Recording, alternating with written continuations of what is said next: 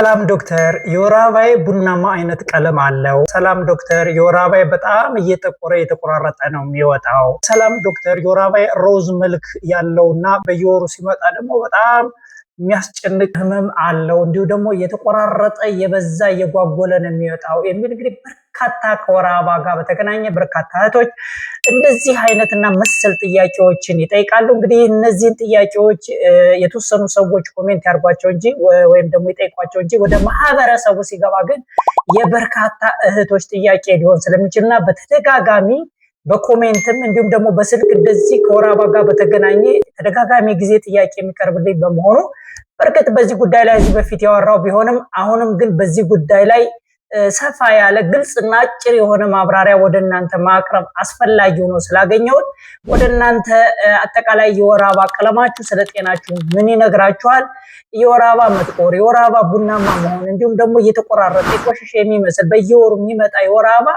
ምን ያመለክታል፣ መቼ ነው ወደ ጤና ተቋማት መሄድ ያለባችሁ፣ ሐኪም ማማከር ያለባችሁስ መቼ ነው በሚል ዙሪያ ላይ በዛሬ ቪዲዮ የምንነጋገር ይሆናል። ቪዲዮውን እስከ መጨረሻ ብትከታተሉ ደግሞ ሙሉን መረጃ ታገኛላችሁ።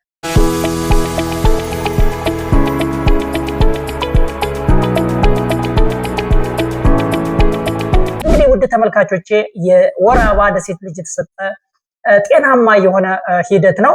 ኤስትሮጅን እና ፕሮጀስትሮን በምንላቸው የሆርሞን ተጽዕኖ አማካኝነት የማህፀን የውስጥ ግድግዳ ይወፍራል።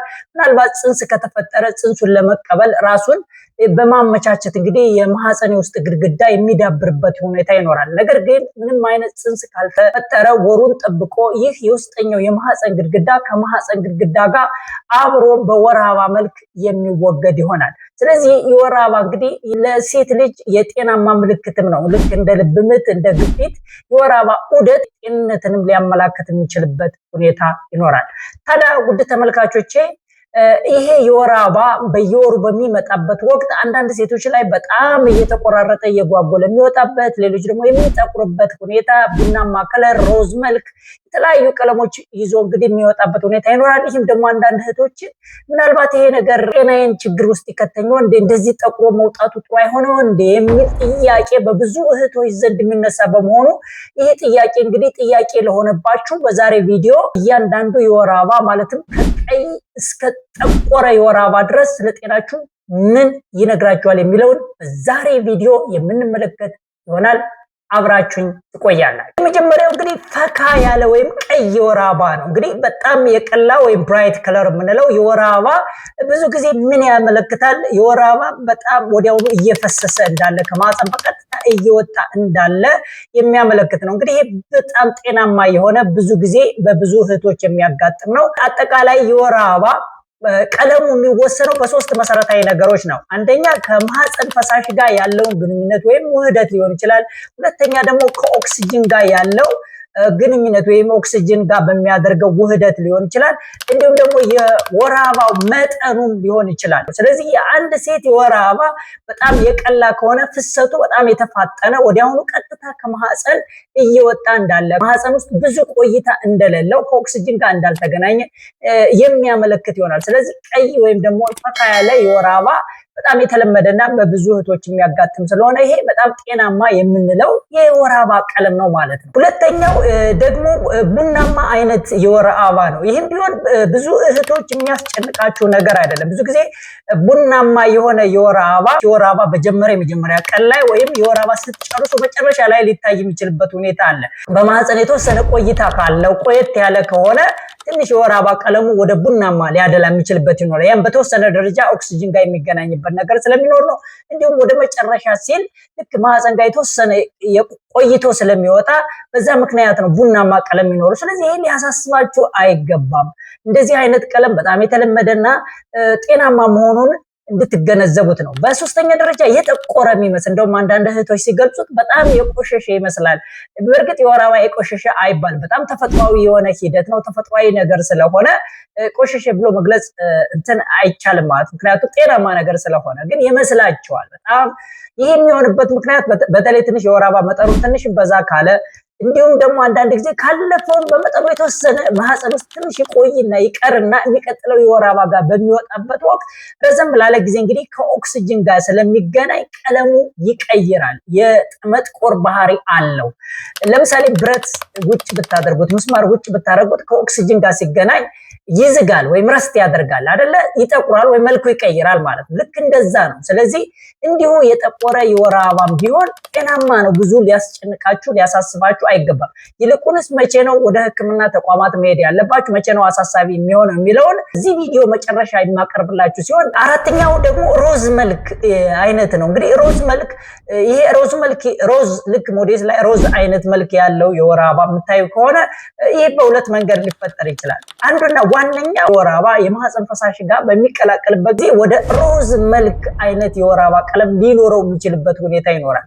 ይህ አንዳንድ ጊዜ በኤስትሮጅን ማነስ ነው የሚሉ መረጃዎችም አሉ። እንግዲህ የወር አበባ መጠኑ በጣም አነስተኛ በሚሆንበት ጊዜ ያም የወር አበባ ከማህፀን ፈሳሽ ጋር በሚገናኝበት ጊዜ ቀለሙ ወደ ሮዝ መልክ ሊቀየር ይችላል። ሌላው ደግሞ የኤስትሮጅን ተጽዕኖ ነው የሚሉ አሉ። አንዳንድ መረጃዎች የኤስትሮጅን መጠን ማነስ ነው የሚሉ አሉ። የኤስትሮጅን መጠን በጣም በሚያንስበት ወቅት ለምሳሌ አትሌቶች የፊዚካል ኤክሰርሳይዝ በሚሰሩበት የሰውነት እንቅስቃሴ ልምምድ በሚኖርባቸው ጊዜ አንዳንድ ጊዜ የወር አበባ ፈጽሞ ላይኖር ይችላል። አንዳንድ ጊዜ ደግሞ የወር አበባ ቢኖር በጣም መጠኑ አነስተኛ ይሆናል። የኤስትሮጅን መጠን ትንሽ ዝቅ የሚልበት ሁኔታ ስለሚኖር ማለት ነው። ስለዚህ ይህ አነስተኛ የሆነው የወር አበባ ከማህፀን ፈሳሽ ጋር በሚገናኝበት ወቅት የወር አበባ ቀለሙን ወደ ሮዝ መልክ እንዲያደላ ሊያደርገው ይችላል።